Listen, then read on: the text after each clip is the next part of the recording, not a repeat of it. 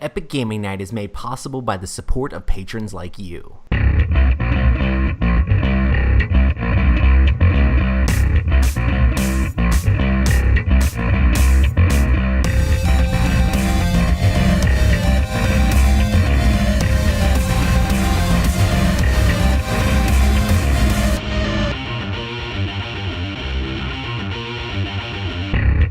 Welcome to the Epic Gaming Night podcast, a podcast about the stories and relationships board games create. YouTube has failed us, so hey, we're here on Twitch.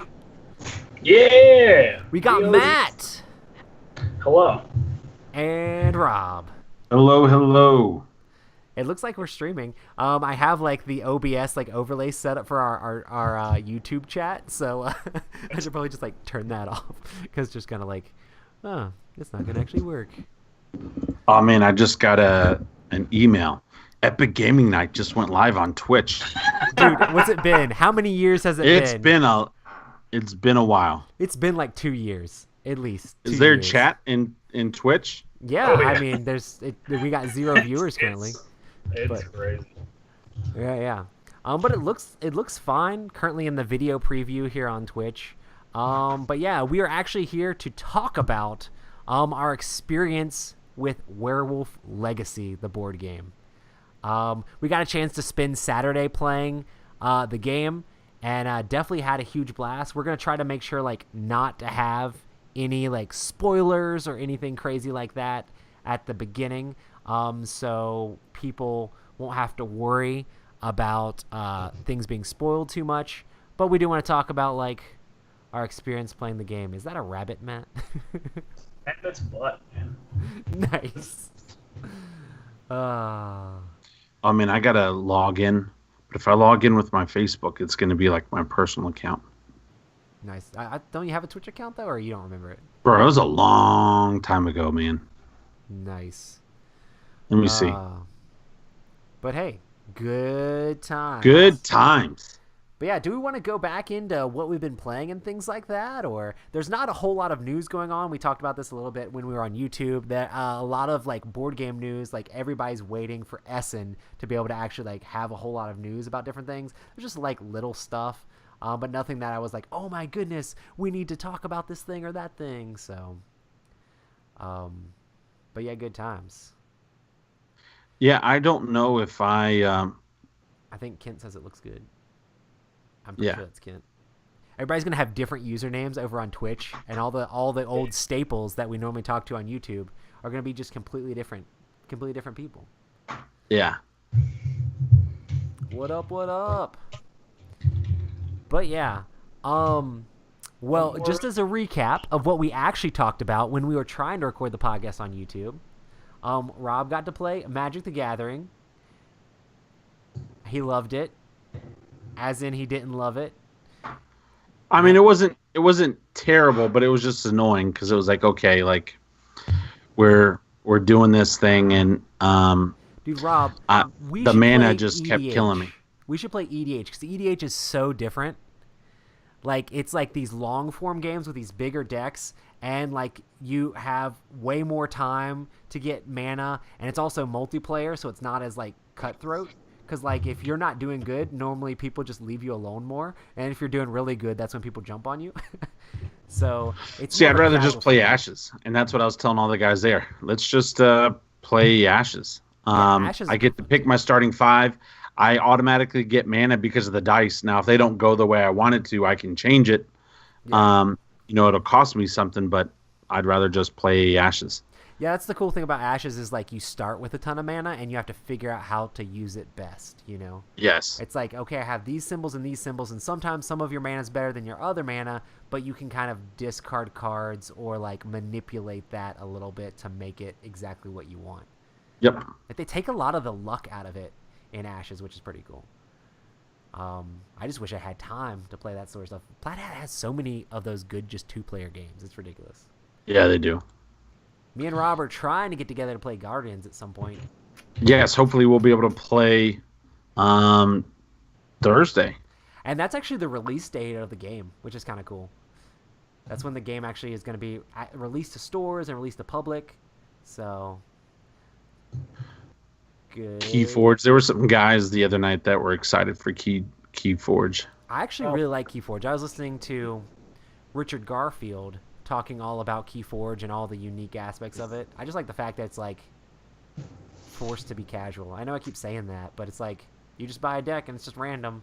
And I mean, people could get a bunch of decks and maybe get a good random deck, but it's still cool that it's just random decks, you know.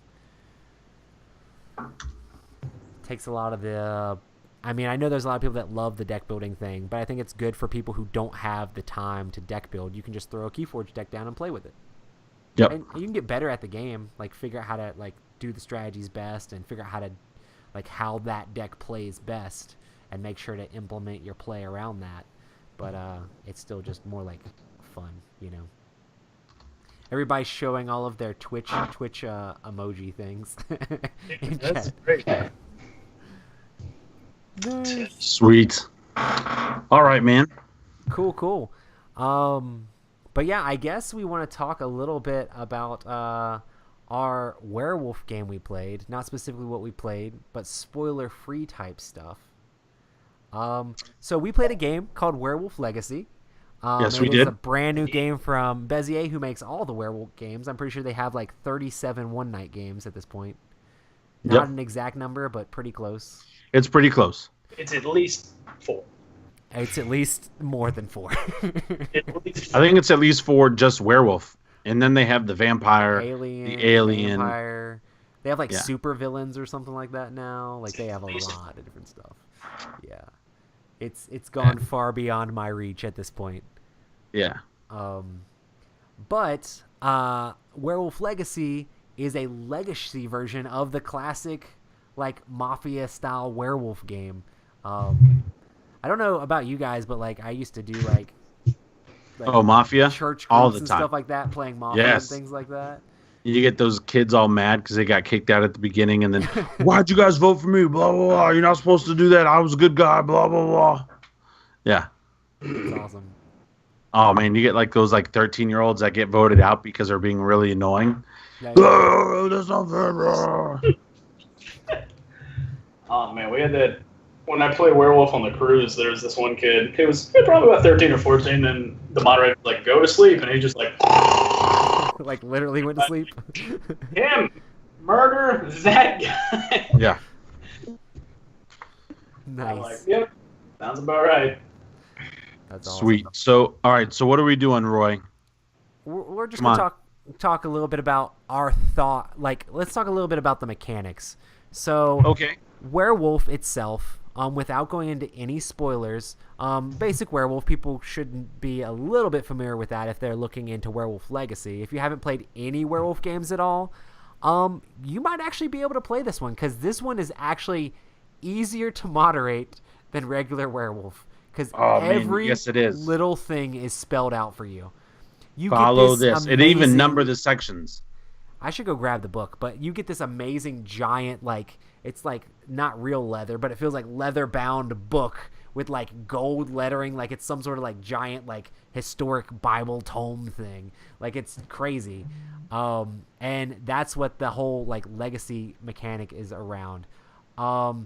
If you've ever played legacy games before, there are elements of changing the game in ways that kind of can't be undone.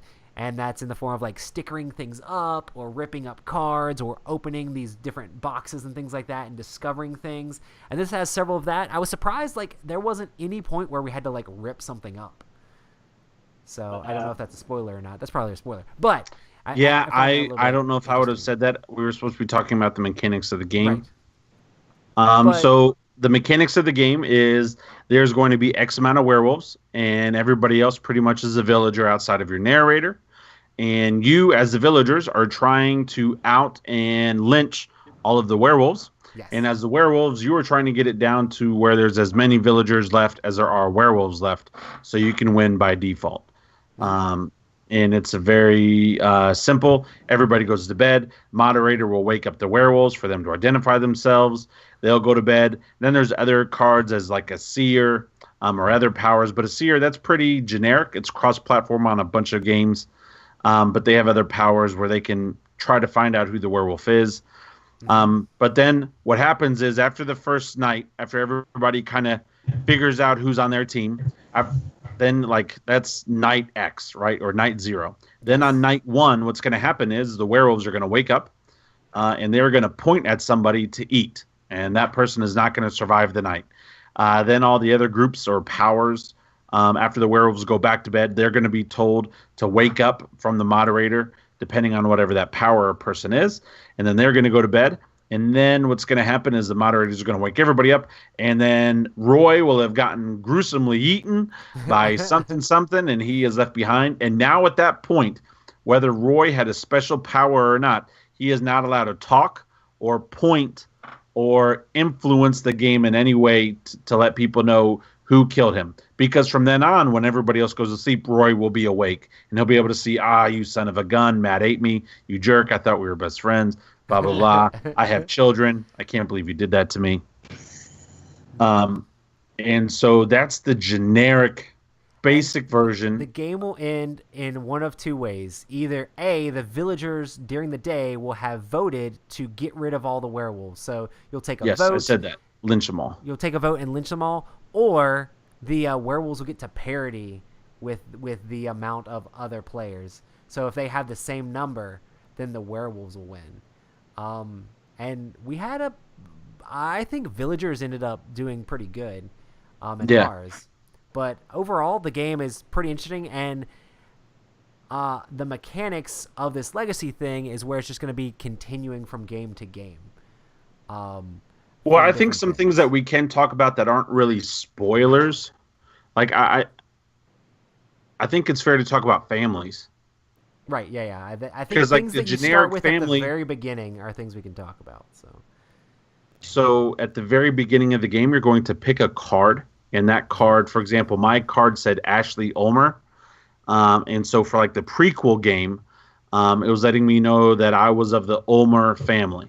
And Matt ended up also picking up an Ulmer card. And what the families, they matter in two ways. One, they matter because of the bond you make with that family member. It's deep. It's real. It's a big deal. But the second way that the families matter, and really the only way that they really affect the game per se, is the very first round. So after night X, the very first round when you are voting, as a family, you have to vote together. After night 2 and so forth, you do not have to vote together. But in night 1, you do have to vote together as a family. And so that's really where the family powers come in. But what I liked about the families is it also created a sense of allegiance, right? Yeah. Like, as soon as I became an Ulmer, like, Matt and I, we moved our seats. We sat near each other. All right, what are we going to do? What are we going to talk about? Because we already had to talk about who we were going to vote for, because you have to agree in your voting. So we already had to, like, agree in our voting of what we're going to vote for first. But then, we started talking about other things. And there were times where I would defend Matt, even though I knew he was guilty, even though I knew he was a certain character. And I voted no just because I knew everybody would vote yes. Yeah. To kill him and vice versa. There were times where he did the same to me. So I think that's a non-spoiler generic. Mm-hmm.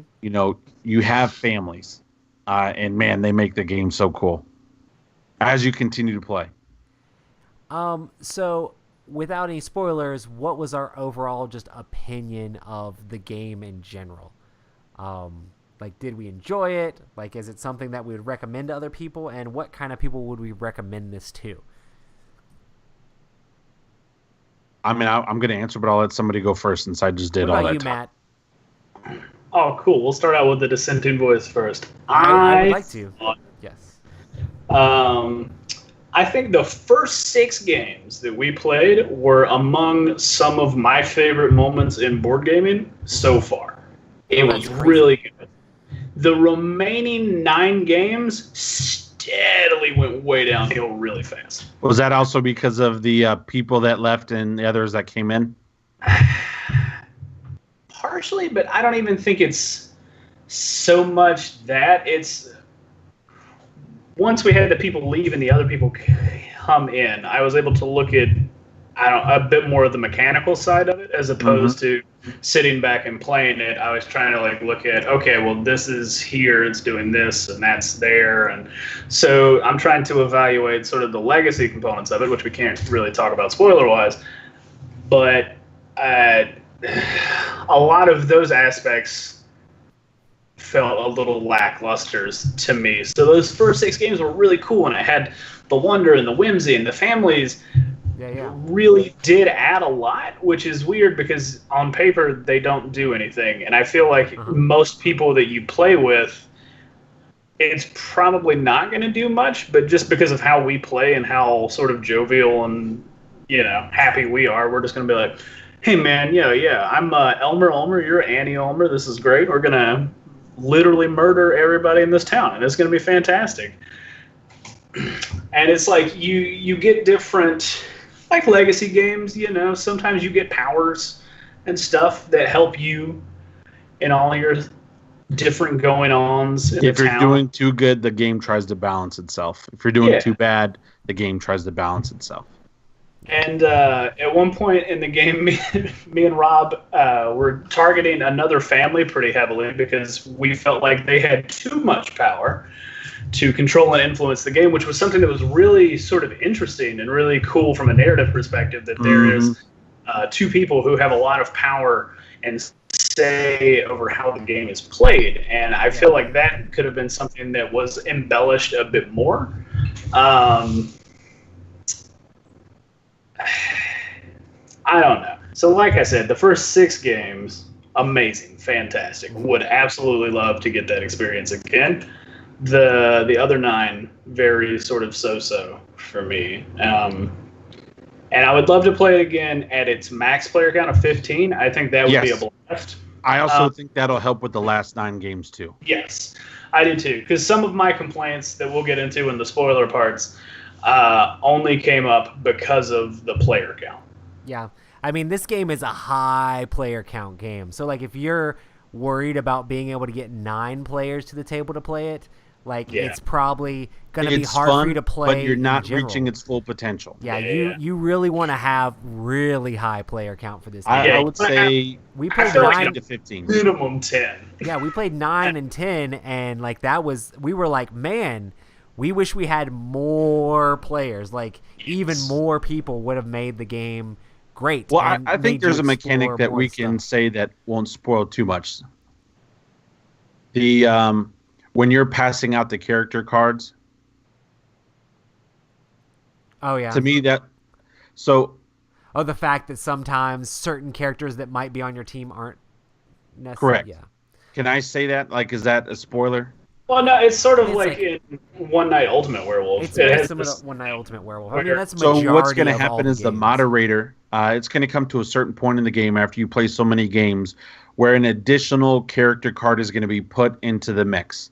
And so that way what happens is after they pass out all the cards, which all the characters are read out loud. So everybody knows there's X amount of villagers, X amount of werewolves, and X amount of other characters.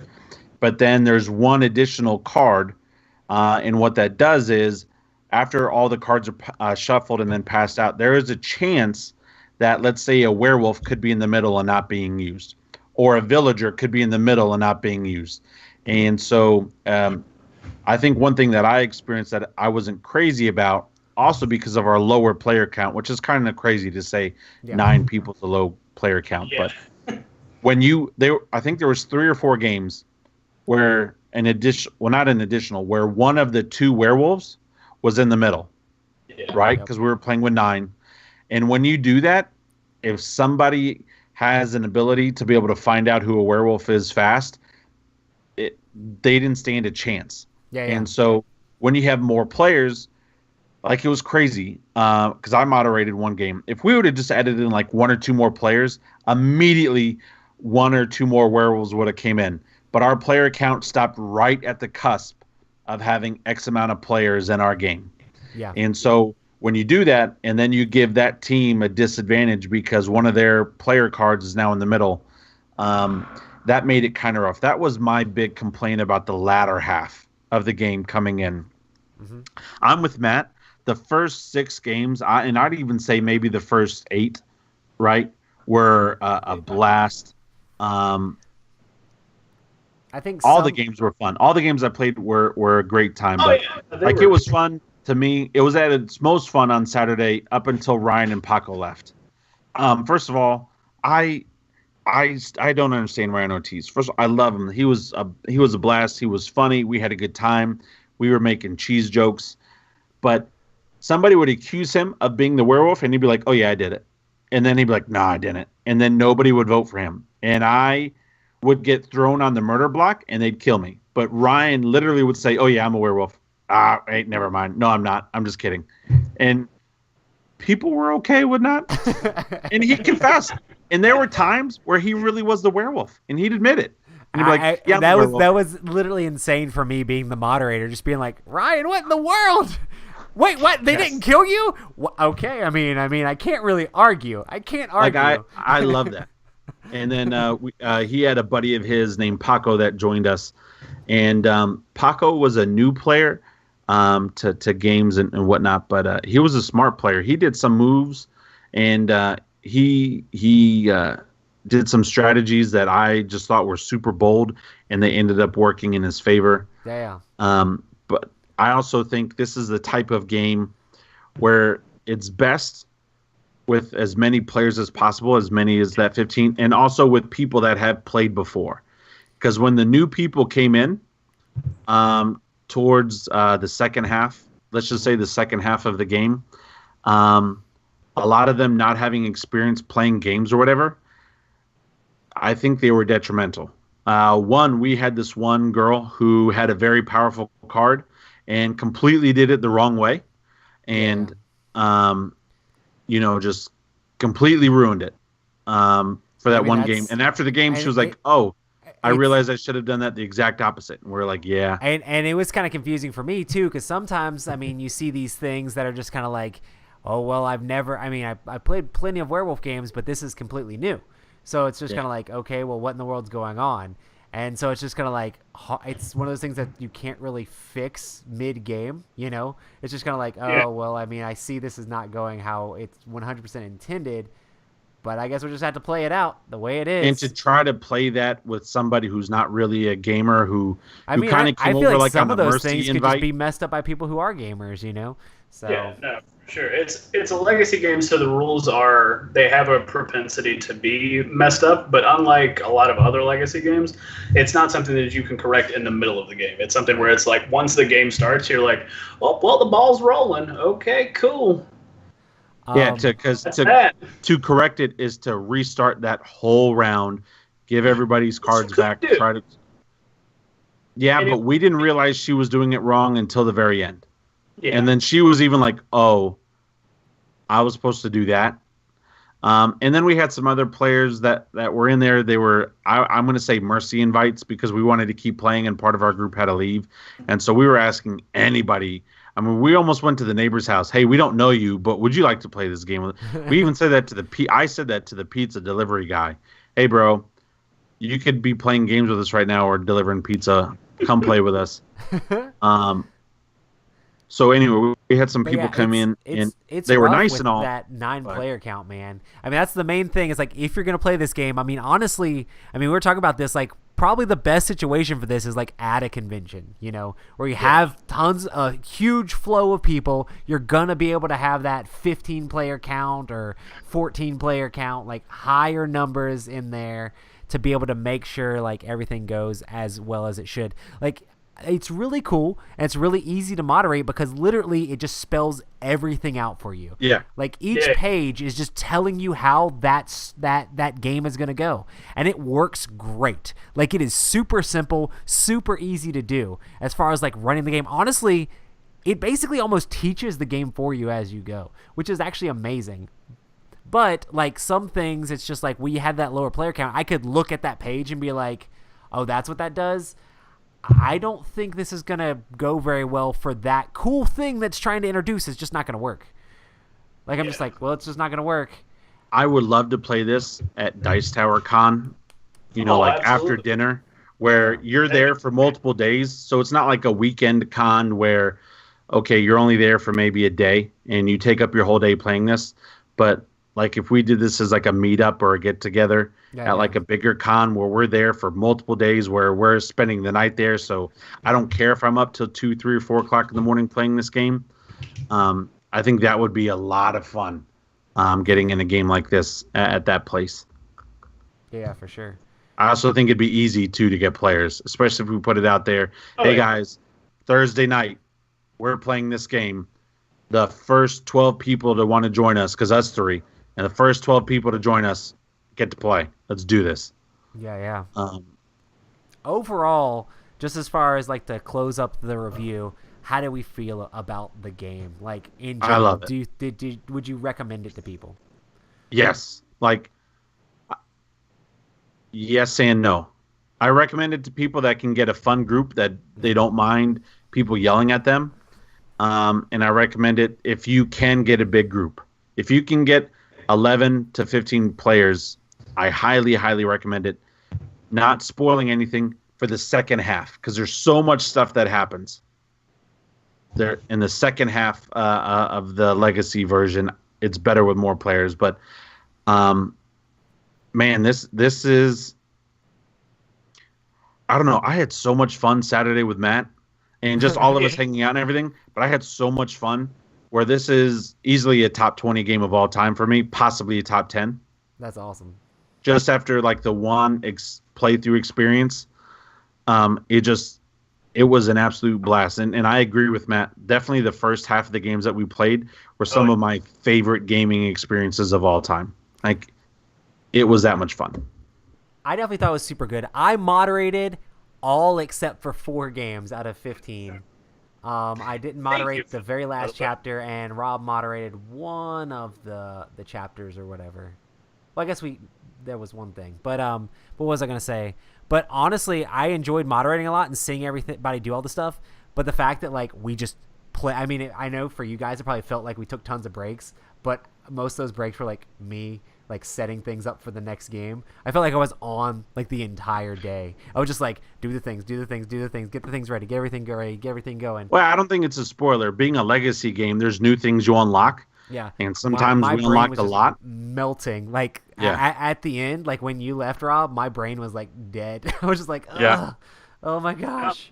That is what I will say. How is the sticker process? Because I know it's like sometimes you go from one chapter to another, and then in between there's like 4 pages worth of stickers, but you don't use them all. You use like some that are randomly determined based off how you did in the previous chapter. So Talk you're about sitting it here too much selecting without saying a bunch of- spoilers. Yeah, no, I'm just saying, like, how difficult is that from like a perspective of somebody who might be new to the game? Like, is it going to be one of those things where it's easy to read and it's easy to navigate, or is it one of those things that Once you're going it's to all end up set up, it's 100% ready to go. Setting it up, if you don't exactly know what's going on, could be a little bit confusing. Like I was, I was a little confused for the one game I did. I was about to say, after you do like the first few, it's like, okay, it's all like once you know what stickering it is like, it's always the same.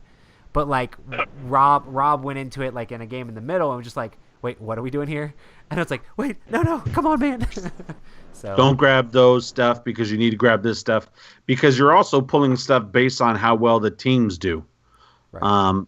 Type of a stuff. And so it's one of those things where it's like, all right, if you don't know specifically what to look for, if somebody was like willing, I think it'd almost be better to have one moderator throughout. Right.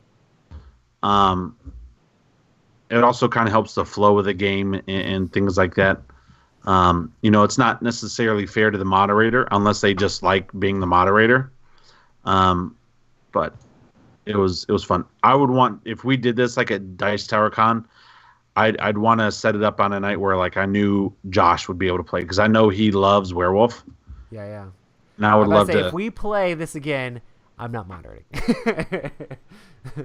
Like I want to actually play the game. I mean, I enjoyed it and I thought it was a lot of fun, but I was just like, I would like to play the game too. Yeah. But No, it's fun though. Even What were you gonna moderating, say, it's Matt? fun seeing everything and all the ways that things work, and the different surprises that come out are cool. It's like, oh man, are they going to do this thing? Are they going to do that thing? And since you're the moderator, you get to know a little bit ahead of time, and they do the thing. And there were some things I had no clue what they did until I read them. So it's just fun in general. But yeah, trying to What were stab you going to people say, in the Matt? back could be more fun. Oh, I was gonna say, Roy, you asked Rob, what would you recommend the game Me? to people? No, Roy. Me? I would. Yeah. I think it's great. One of the things is the price point on this is like pretty expensive. It's like I think $50 like on sale and like $60 MSRP. So it was not that cheap of a game, and we burned through the entire thing in one day. We played a whole lot of game, but it's not that inexpensive. So if there's any way to like figure out a way to like find it on sale, It's or get it with other 45. people. It's $46 right now on Amazon. Oh, gotcha. Yeah. So and that's what's the does it say the MSRP on there? I think it's like 60 Um, MSRP. When it first came out, it was $65, $64.99. 65? Whoa. I mean, most people are smart enough to use the internet and be able to get it cheaper than just the $60. Here's the thing, though. Here's the thing. That book was gorgeous, Yeah, it's amazing. and That's what you think. you're not getting cheap stuff. Like I wish they had books they like had that. the thick cardboard, the really well done player character cards. Like I will give them props. It was a well put together game. Oh, yeah, for and sure. I want to buy it just for that book. That book, it's a leather bound, gorgeous, beautiful book. I mean, it's a nice book. Yeah, It's for sure. that book smells of mahogany, and it's not even made of mahogany. It's ridiculous. It's like huge. But yeah, so I mean, it's definitely an investment to get it, but I think it was worth the fun that everybody had playing it.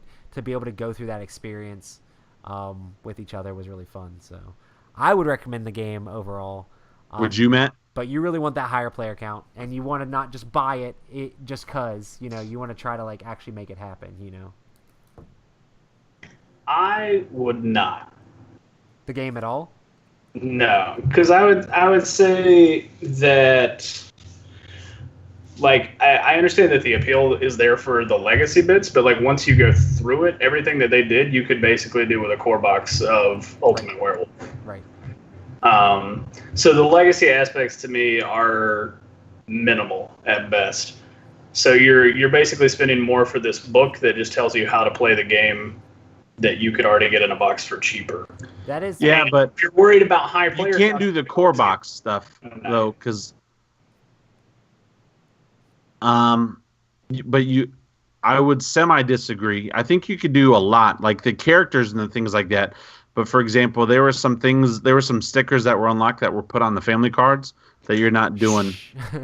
but, It's yeah. fair. I mean, it's a legacy game. Stuff's unlocked. Stuff's put on stuff. Yeah, I guess that's fair, but I don't feel like. Because that also, to your comment earlier about that one family, that's what did that. Yeah, but a lot of those things are also specific powers of certain cards in the normal game too. Yeah. But it is, I see what you're saying. I do agree Yeah. with chat. Like, why would you put that much production into a legacy game? Like, I would love a beautiful Right. book like that in like Near and Far or something like that. Like, oh my goodness, it'd be amazing if like the book in Near and Far was like the Yes. book from 100%. Werewolf. That'd be But it's just crazy. like it is a consumable game. We played it one day, and now I don't really know what I can even do with it because I mean I could go back through and play specific games out of it, but the families are all families. You know, it's kind of like it doesn't really make sense to ever. Well, how play it much? How again. much did you pay for that, if you don't mind my asking? It was it was either that Amazon price or a little bit more. It was like 47 or something like that. But it's Okay, kinda so I don't know. Here's where I come from. Like my thought process on the price and everything is, I was at your house a little after I got there, a couple minutes before 11. Yes. Brought the cheese. Cheese was a big hit. Everybody loved the cheese. But I was there from 11 and I left at a quarter to 10. Mhm. And let's just say it was $60, yeah. right? I was there 10 and a half hours Yeah. at $60. You know, now this is just for the game, right? But I'm talking about for entertainment, not the food, not the other stuff, but Yeah. for $60 for a 10 and a half hour thing of entertainment, I'd I'd pay that again, because if I take my wife to the movies Yeah, and we get popcorn, and let's say she gets one of those icy drinks, yeah. like the Coca-Cola or the strawberry watermelon, whatever. By the end of the day, we're spending $40 to $50, and I love my wife. I have a great time with her, but that's a 2-hour investment. Where for $60 or even $70 at 10+ hours, and I'm hanging out with friends, like, I don't try to think of it as, well, now I can't do anything. Like, I think of it as, man, I've spent this money on this investment, and like the memories that were made, the games that was played, and just the entertainment that it was able to offer for that long. Now, I don't think if we played again, it would nearly take that long. I was also just because we had like some time where we were sitting down waiting for people to show up and other stuff like that. But let's just say it took 6 hours of gameplay, or 6 hours, right? I would pay $10 easily an hour to play that again. Like if Roy, if you said we're doing it again, but I'm going to charge you guys by the hour, it's going to be $10 an hour to play. I'd play. I'd do it. I doubt I'd be able to get anybody to come besides you, Rob. No, but my point is, like, you can't go do something else for $10 for a full hour and have that much fun with that much quality. You can do other stuff for an hour for $10, sure, but I don't think at that quality. And so that's like, when it comes to the price, that's where I'm not so much a stickler. I feel like you can get a decent amount of experience with this, like just regular Werewolf though, and I don't know, it's just not the same. You're right. It's not the same. I'm just saying they could have made it a little bit more accessible. So I think the game is worth it, and I think the game is fun to play, but it's definitely a luxury item. Like, it's something you're going to have a lot of people for, and something you're going to have to spend a lot of money on. But I think Well, see, that's why you tell everybody else, I'm buying this. You bring the snacks and the drinks and the other stuff, because I'm buying this. But I don't know. It's also one of those things that, like, if I knew we were all going to play, I wouldn't mind chipping in for a copy of the game. Because it is also one of those things, when you're done with the book, you can't do the book again. Oh, yeah, like, for sure. It's done. So if you know everyone's going to play, hey, everybody, I'm buying this. Please chip in. I mean, at 9 people, if everybody gives you what, $6.25, it pays for the game. Yeah. So okay, everybody bring $10 for X amount of hours of gameplay or whatever. I don't know. I don't agree with the argument about the money. I don't know. I think the main thing is just the quality, or it could have been, the MSRP could have been much cheaper if they decided to make it cheaper. We did not finish Pandemic Legacy Season 1 together. Yes. But in the few games that we played of that, I had 10 times more fun playing Werewolf this past Saturday. Oh, same. Than I did with Pandemic. And what was the MSRP of Pandemic? 80, I think. Okay. I would gladly play Werewolf 10 times over than the Pandemic Legacy because of all the social interaction. Yeah, but I think that's a statement about the game that's underlying the legacy mechanic and what our preferred play style is. Would you play the game, Rob, if it had the same rule book the exact same way, but wasn't leather bound in gold, and they took like $15 off of it? I mean, yeah, the game is great.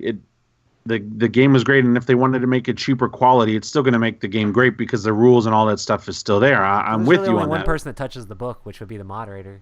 True, but at the same time, like, there's like an aesthetic. I mean, would you still play Blood Rage if they did like Dead of Winter and use the cardboard cutouts? Because you could do the exact same thing. I think it's much different when the game is consumable, I guess. I mean, I guess if you want it to be like, it is like a legacy item that I'm going to put on my shelf. I mean, if somebody... Well, see, that's how I see it, is like, we're telling a story, and this book is literally our story of this game. And you can go back and read the book and see, okay, here's what happened, because here are the things that they unlocked. It definitely allows for you to do that in the book. Like, you're supposed to write down every single person's role each time and a bunch of different things like that. So it, like, helps you remember how the different games went, you know? Yeah. Could it be cheaper? Would I still have as much fun? Sure. But I don't know. I really enjoyed it, and I'm not blown away. But that's my own personal opinion. I just feel like there's not any legacy there, in my personal opinion. I feel like it's Werewolf that has some more Werewolf on it that's just giving it to you slowly over the course of the games. And it's like I could just get the same copy of Ultimate Werewolf that Rob has and basically do the same thing.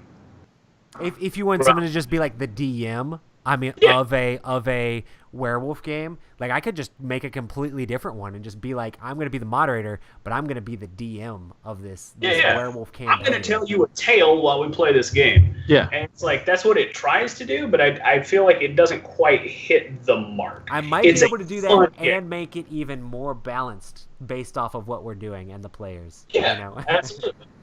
And it's like, and don't get me wrong, the game is very fun. I thoroughly enjoyed all of my time there. I just, based off of what I saw, I don't know that I could recommend it at its MSRP. But like Rob's saying, if you've got 10, 12 people who are just like, man, I love Werewolf, and you'd be like, hey, do you just want to like give me like $5 and we'll all just go in on this together and we'll just have a weekend of it or something, go for it. It's not going to be a bad experience. It's just, I don't know. I feel like maybe because of the Legacy title, I was expecting a bit more. Yes, and I will agree with you on that. The only legacy that I saw was the different things that we put on our family cards. Yeah. Right. That's the only legacy. Like if you're the werewolf in one game, it doesn't wrap over that you're the werewolf in another game until you take a potion type of a thing. So I do agree with you on that. I don't know, man. I don't know if it was just you, but I just had so much fun. Yeah. I agree though. Like playing with you and playing beside you and doing that thing where it's like, hey man, what are you? And you're like, I don't know, man, what are you? But how many times did I tell you? I was like, look, if you tell me you're the werewolf, I don't care. I'm ride or die, Matt. I'm ride or die. Whatever you tell me, I'm down. And I never believed you once. No, you didn't. Like I know you were super ride or die, but I was just like, Mom, when I tell him, he was like, guys. Oh man, and then I know we can't get into spoilers, but that one time I took a chance. Yeah. And you got super excited. You leaned forward in your seat and you're like, I even remember you whispering, I have a lot of power right now. Because I took this one chance, and your whole face lit up because you were like, I know you're full of it. I know you're full of it. Well, I think we'll go ahead and get into spoiler part. So we'll just open it up to where we can talk about whatever. So if you don't want to hear anything spoiler about the game, like you feel like you're going to play it or you really want to play it and don't want any of it spoiled, I don't think for this game there's that much. I mean, there's a few things that could be like, oh man, I really wish that wasn't spoiled for me, but a lot of it is very like samey, I feel like. But yeah, so spoiler time. You have been warned. If you're still listening at this point, it's because you want to hear spoilers. Spoiler. Snape kills Dumbledore. Nice. So what about our experience with the game? How do you feel like what was some crazy spoilery things that happened in our experience? I have to tell you, those first 6 games were phenomenal because like you come out of the first game, you're like, hey, normal werewolf, got to see her, some werewolves, villager. Like if they would have had more of those like unlockables past the first 6 games or whatever. Yes. I feel like that's where it really was. And it seems like after that it was just like, okay, we're just doing more of the same. Yeah, basically. So I feel like if they continued on with the same trend. Who was that one character? The Serpentis? Cerberus, yeah. Like, I really, really, really enjoyed it when there was the Cerberus, the Seer, and the Sentinel, and then the werewolves.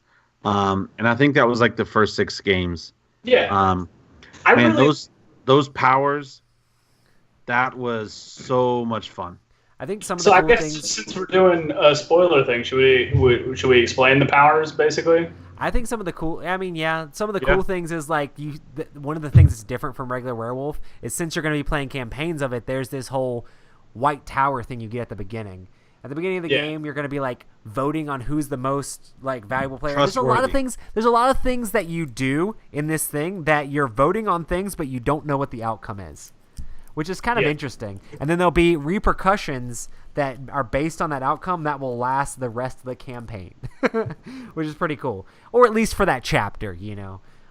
Yeah, so it's like one of those first games you threw down just a box in the middle of the floor, and you were like, "Hey, man, this is a magic box. Don't touch it." And then after the first person was nominated to be lynched, they were immediately given a key. Yeah. So, and then they could do whatever they wanted with that key. They could use that key to barter for their life. They could use the key to open the box. They could, and there were specific rules in there that if certain things happened with the box, like things would happen and different things would happen different ways. Like it's pretty hardcore. If any player touched the box without having the key, that character automatically died. Like right then. No, I think the key protected you because it was the key of protection. If you touched the box without the key, you died. And the key goes out of the game. It's destroyed. Yeah. Which is intense. Now and the box for the unlocks, campaign, and that still happens, but you then don't get the benefit of the key. And what the key does in future games is it basically gives you 2 health bars. So if you're going to get eaten by the werewolves, or if they're going to, I don't think lynching you're protected from. It is lynching. The key works for both. If you're going to die, the key gives you 1 life, one free pass. But here's the thing about the key, and here's where a big spoiler. If you were to use that key, you then have to pass the key off to anybody, and they don't get to use the abilities of that key to the next round. So if you have a family, right, like Matt and I were the Ulmers, I could use it, pass it to Matt. Matt could use it, pass it to me. And the thing that since it's Matt and I were talking about, there was one family that had a bunch of powers and the key and a sandwich, which we'll talk about the sandwich shortly. Yeah. Where they would, I mean, at one time, Roy, your wife had the key, 3 the health sandwich, bars. Yeah, the key and a sandwich. And the castle. And the castle. I mean, it was just like... She couldn't be lynched the first round. The key protected her from werewolf death or lynching. And or then the lynching sandwich protected you from the first werewolf attack. On top of any other powers you might have from your role or your family. Yeah. Well, I mean, I guess the sandwich is a family thing, but yeah. And so it's like Heather, I think she was only an Earl of Sandwich, if I remember correctly. But then Jamie was the mayor, and then was a count, and then was like a duke, and just had all of these different powers. It's kind of interesting the way the book works, because the way that families or players get more stickers is there's specific rules that will make them like the most valuable player. And depending on the game you're playing, it has very specific people who will get that. And it's just interesting the way that it works and works out, because it ends up like a lot of times it ends up like if you win the game or do good in the game, you're more likely to get it. And if you have all these powers, you're more likely to win. Because it also says surviving villagers. Right. Some of them said best villagers, some of them said surviving villagers. Right. And so you got to make sure your character's alive to even be nominated to get one of those powers. Hopefully. And it's only one person getting a power at the end of each game, not chapter, but game. And so they got hooked up. Now, we had the count card, which I loved, which allowed us to look at that card in the middle, which I liked, but I didn't like because... Yeah, that card, that could hurt you a lot in later games. Well, no, like when I was a werewolf and I was able to see, okay, the other werewolf's right in the middle, like this sucks. Oh, yeah, that's... Because once the seer... They're at the night phase. If they're still alive, they get to point at somebody, and the moderator tells them if they're a werewolf or not. So if you're only playing with a certain amount of people, eventually, if the seer's still alive, eventually in the night phase, they're going to point to you. And if you know that other card's the werewolf in the middle, and the seer outs you, then the seer on the next day could say, "Hey, I'm the seer. I pointed at him. He's the werewolf," and we're done. And we did that twice. Yeah, that first round, the game was over. Yeah. In fact, Ryan did that to your sister-in-law, Roy, and he's like, "I'm so sorry to do that. I know it's really mean, but she's the werewolf. I'm the seer. I saw this, and that card's in the middle. Boom." And I was like, "Okay, would you guys we've like had that happen walked in?"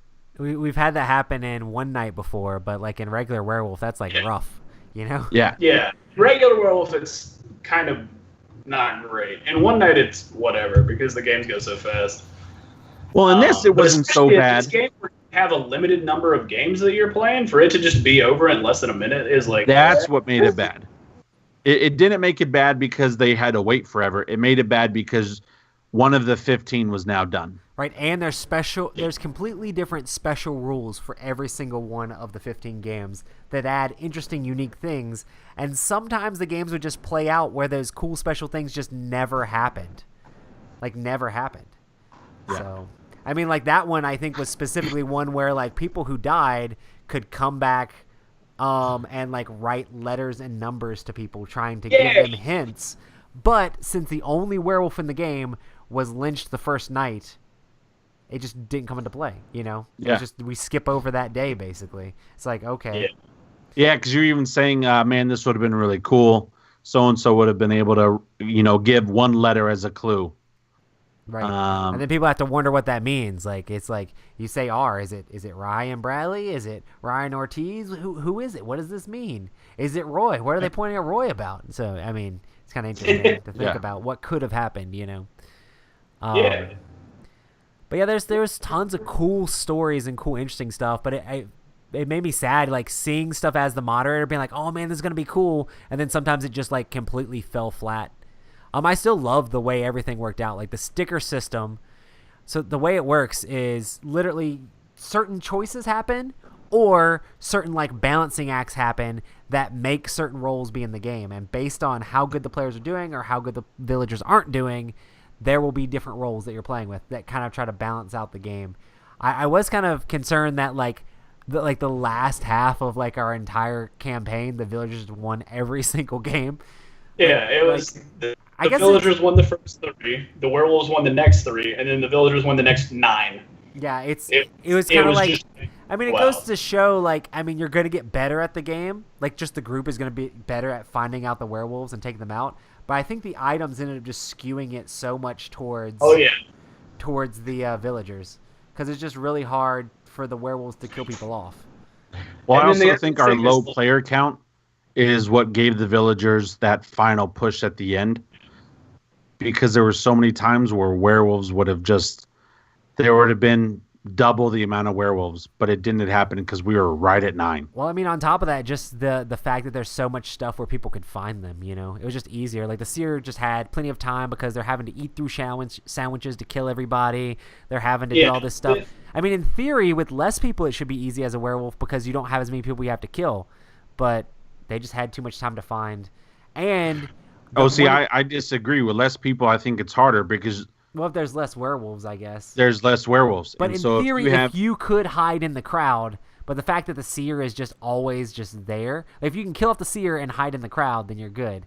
But if you're the seer and you get a sandwich, the only way the werewolf can really kill you fast is to talk them if into they know you're the lynched. seer, is to try to lynch you. Yeah. That's it. What was I going to say? It was definitely interesting. I loved it. I loved it. My favorite bit, though, Matt and I were at a point where there's a power where the Cerberus, right? We were playing this one game, and the Cerberus has this ability where everybody starts off and there's no werewolves in the mix. And so you have a seer, and then you have a Cerberus, and the Cerberus points at 2 people. And the Cerberus, what he's doing is changing 2 cards or changing 2 people's characters to werewolves, right? Yeah. Now, the werewolves don't know who the Cerberus is. Yeah. But the Cerberus knows who the werewolves are, and the Cerberus wins if the werewolves win. And this is the game where Jamie messed it up because she acted like a seer, and she was like, I know who the werewolves are because I turned them into werewolves, type of a thing. But my first card was a Sentinel. And what the Sentinel card does is a Sentinel lets you know who the seer is. Yeah. And so my very first card was the Sentinel. And Matt was the seer. And so I was like, okay, great. Well, then Roy came around and he changed my card, and my card, I became a werewolf. And so Matt and I are sitting next to each other. And at this point, I had a 1 in 9 chance. Yeah. There was a 1 in 9 chance where, okay, Matt wasn't going to be this seer, but I took a shot. I was like, let me just see. Hopefully Matt's not the seer. So I leaned over at Matt after the first day, after we woke up, and I was like, look, bro, we're all good. I'm the Sentinel. I know who the seer is. Everything's fine. And he's like, "Oh yeah, you know who the seer is?" I was like, "Yeah, I don't want to tell you right now, but I know who the seer is, and I'm a village. I'm the sentinel." And You were just like, "Who are you?" And I was like, "Wait, you're the Sentinel. You know who I am." but you didn't say you know who I am. Because I was like, clearly this guy is a werewolf. Oh, no. So that whole round, I'm trying to like play along with it and stuff. Rob's like, "Man, who do you think is this?" I was like, "Man, stop talking to me." Did you even ask if Rob was a werewolf, or did you just No, automatically? because he knew. He knew. I was like, so here's what happened. Here's what happened. Somehow Matt figured out who the second werewolf was for that game. That was from the seer. I was literally like, oh man. So I was like, okay, I know Rob's one, so I got to start. Let me start on the other side of the room. And then I pointed to Ryan, and Roy's like, yeah, and I was like, it's these two. So Roy's like, all right, everybody wake up. Literally, Matt sits up in his seat, leans over, and he starts like rubbing his thumbs together and his hands together, and then he whispers to himself, I have so much power right now. And I heard him, and I'm like, crap.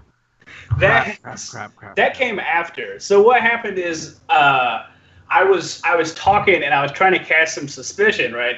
And then I was just like, man, I'm pretty sure that the Cerberus is out there looking for me, because the Cerberus has the ability to look for the seer. Yes. The same way the seer can look for a werewolf. So I'm just like, shh, I'm running out of time. So I was like, all right, here we go. I just gotta take my shot. I was like, guys, I am the seer. Rob and Ryan, they are the werewolves. I know for a fact. I've pointed at them, and like time ran out at the end of the night. And I was like, I'm probably gonna die, but that's it. Yeah, that's all you got.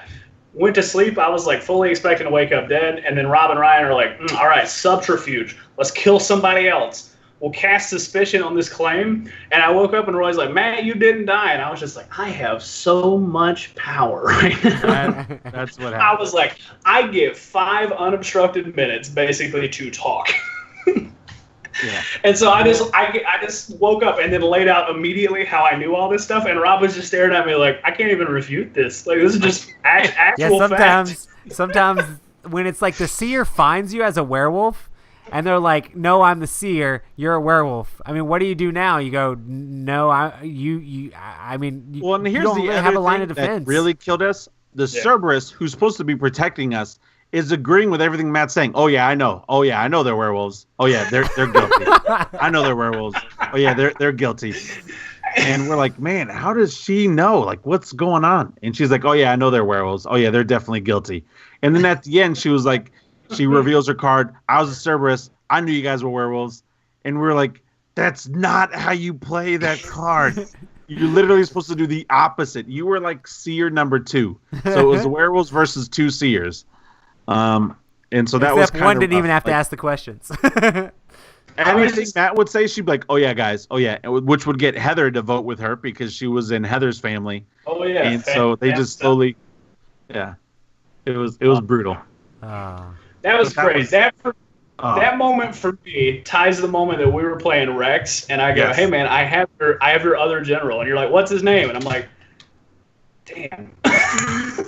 You got me. I like that moment better. I think because it was like mud in my face, but it was so perfect. I mean, I took a gamble, it didn't work out, and just to see you get all excited, and then you sat forward and you're like, I have so much power right now. And like you weren't saying that to anybody, that you were saying that to yourself. You just said it out loud. It was such a great thing to witness. It was so fun. And then the double seer, that just made it even worse. Can we talk about Ryan and Charles though real quick? They wanted to kill everybody. Oh yeah, I felt like they were. Whenever one of them was a werewolf, they felt like both of them were werewolves. And they took those family cards to heart. Yeah.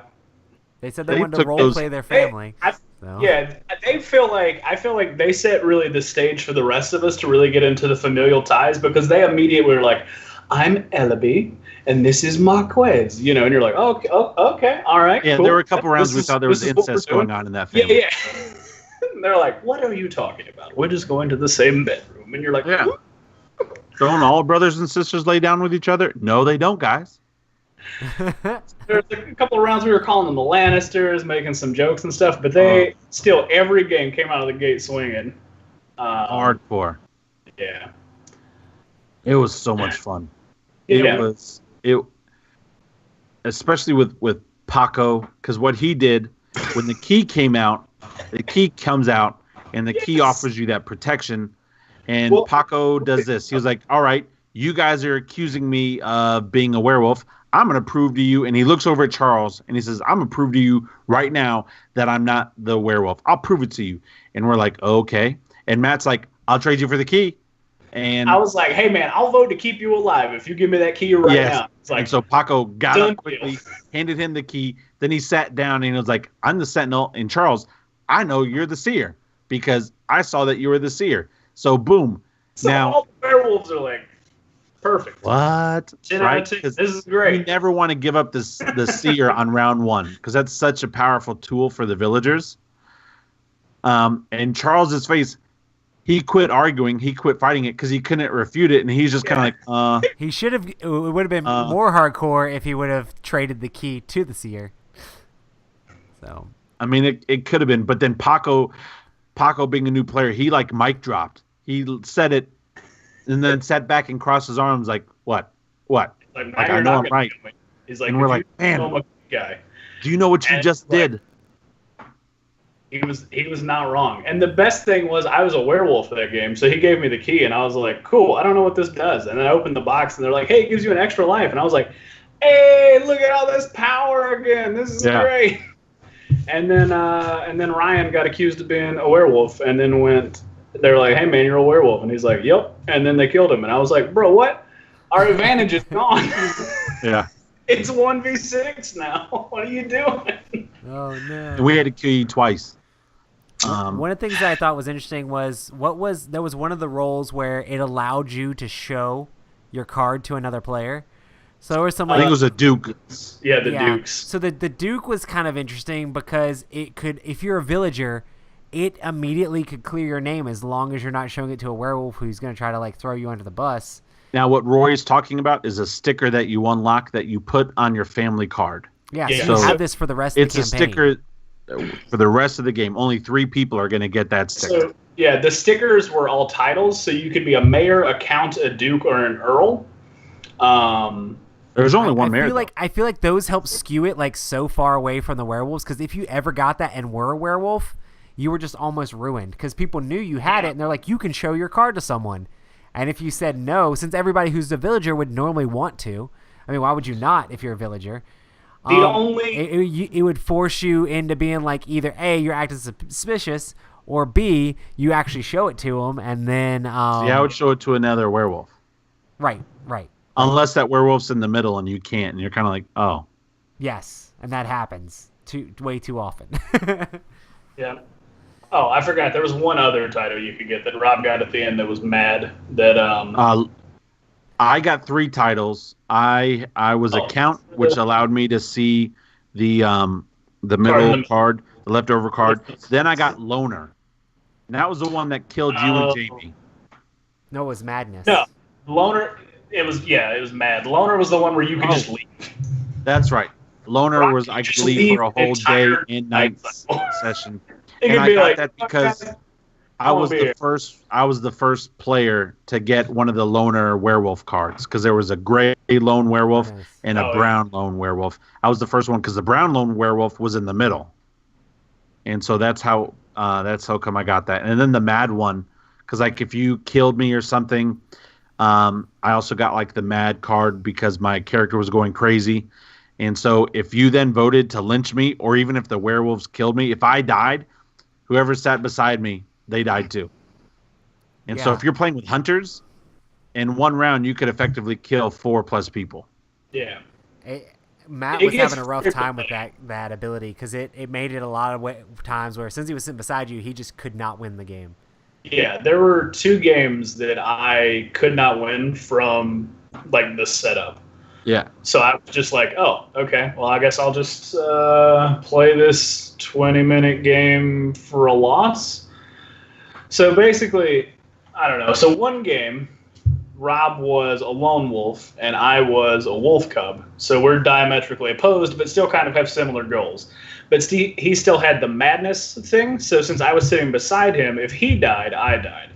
So it was impossible for me to win because I couldn't win with Rob. But if Rob was dead, I was dead. So I was just like, okay, well, that just sort of happens. That one I'm less upset about. The other one that I couldn't win, there was The blob. No, the blob just blobbing. I was a British soldier, and British soldiers can only win if the remaining people in the game are British soldiers. But the other British soldier in our game, there was only two. The other one was in the middle. Yep. So if it got down to where it was me and a villager, it would have reached parity, and the villagers would have won, and then I would have lost. So I just knew statistically from the beginning of the game, I had already lost again, and I was just like, just from the man, thing being in the middle. sucks. And that was one of the. See, sometimes the book would say, hey, this is not possible. Like, make sure this is not in the middle when it adds like a new card. But that was one specifically because after you said that, I went back and checked, and I didn't see anything about, hey, make sure this isn't the only one there. And I think it's just basically based off player count. It's like, hey, if you had more people, you could have more British soldiers, but that's not the case because we didn't have more people. So, One of the things that was cool about the British soldier, though, and the muskets, is they had a power that was similar to the hunter, but instead of being like a dead shot, there was this like chart we had to follow, and they could shoot at somebody, but we would have to follow, was it a hit or not, type of a thing. And that was kind of cool because the way that when you opened up that power, the rules like, be careful with these muskets, they're not always accurate, type of a thing. That was actually just like a secret. Like the whole musket thing was if you ever tried to, like they're allowed to, that was the round before the British soldier where it's like, hey, everybody has muskets. If you die, you have a musket, you're allowed to shoot at anybody you want. Or And if you tried to shoot somebody who was adjacent to you, it'd work. If you tried to shoot at someone who was Don't say that. Don't spoil that to me because if we play again, I now adjacent it works. He said it during the game. Yeah, I said. Oh, you did. Game. Okay. Like, I guess he missed it. But yeah. So if they're adjacent, it worked. If they were across, it missed. Yeah, but you weren't supposed to know, like during the game, you know. Yeah. So, yeah, and then later you get more reliable muskets that just always kill. Right. But yeah, and then you get the like. There was one game where basically everybody was a hunter, so that was intense. And then right after that, you could get like the legend, like family or the legend sticker card on your family, where you became like you were just always had the hunter ability. So it's like if you die, you can now just take people out. So it made the game super short, but also if you knew who the werewolf was, I mean the werewolves were like not in a good space by the end. I mean they had some crazy powers and crazy stuff going on. But not with low player counts. They're not. They're really not. Well, I mean even with the big bad wolf that was killing like 2 people a night, they still were having a rough time. You know, it's kind of crazy. But like I feel like that was because of how the powers worked, right? So you had that one loner, the one mad guy. You had 3 counts, 3 dukes, and then 3 earls, and 1 mayor. So the ones that are sort of, I mean, the loner, the madman, and the mayor are kind of important, but like the counts let you see the card that's in the middle that's left over, so that can be kind of powerful. Yeah. The dukes let you show your card to one other person once per game, pretty powerful, or terrifying, depending on what role you have. But then the earls give you this sandwich each time that can protect you from one werewolf thing. But then the bigger point is that if another earl is missing their sandwich, you can give them theirs. So you can effectively just keep giving somebody lives. And so if their sandwich gets eaten, you know that they're good. So if you're both good, I mean, you might as well give them your sandwich if you don't want them to die. Especially if you think they're the seer, you know? Yeah, absolutely. And so the other thing is we ran into this issue where when you're playing with low player counts, all 3 of these titles still come out. So there are 3 people with sandwiches, and if they all happen to be good and you only have 1 werewolf, it's incredibly hard to eliminate. It essentially added 3 more players, so like 6 turns. So then it's just like a 1v12 at that point, and you're like, this is going to take me eons, and it's almost impossible to win because you're going to attack them, and they're going to be like, oh, it's clearly this guy, because like, why wouldn't it be? And the way it was supposed to offset it were these like little cross powers that you could get for one game for being a survivor. But in the game that happened, only 2 people got that power. So you had 3 sandwiches, but then 2 of these crosses that would protect you from 1 lynching, basically. And I don't know, our game just got heavily skewed in the villagers' favor and never really came back at all. Yeah, even though each round would say, oh, it was 3 towards the villagers, but it wouldn't really change. Like, it was just still 3 towards the villagers. It wouldn't compound from the previous chapter. It would just make the next chapter skew towards the werewolves, even though it didn't help. Just because the powers each round were skewing more towards the villagers. Yeah, and it was just getting out of hand to the point where it was like at the end, if you were like, oh no, I mean I still had a blast, but it was like there towards the end, I was just like, I didn't want to be a werewolf because I knew that it was going to be next to impossible to win. And then they started introducing the other monsters, and then they're just like, yeah, I'm not a werewolf or a villager. What's my goal? And then you're like, oh, I've got to infect everyone at the who's sitting down with me. I was like, oh boy, this is going to be tough. And then it's just like, yeah, we got guns now. And I'm like, oh boy, this is going to be real difficult. But I don't know. I enjoyed it overall. I thought it was pretty fun. It was definitely a great experience. Even just doing mostly moderating, it was just really cool to see everybody's interaction and how everything worked in the game. But yeah, I think we're going to have to close it up because I'm going to have to run super soon. That's fair. But yeah, with YouTube and everything, thank you guys for putting up with us. It was a crazy start to the night. We broke YouTube. Yeah. We claim credit for it. Unless they sue us, then we didn't do it. If you want to check us out, we normally stream at youtube.com/Epic Gaming Night on Tuesday nights at 9 p.m. Definitely thanks everybody who joined us in chat. It was a lot of fun. You guys are great. And hopefully check out the game. I mean, at this point, you've probably been spoiled on everything, or a bunch of things. We didn't spoil everything. There's still lots of secrets in there. But it's still... I plan on playing it multiple more times, especially at cons. So, yeah. Keep playing. Awesome, guys. We also want to say thank you so much to our patrons on Patreon who help support Epic Gaming Night. If you'd like to help support us, check us out at patreon.com/Epic Gaming Night. Thanks so much, everybody, for joining us. It was a blast. And hopefully we'll get to hang out with you guys soon. See you. Bye. See ya.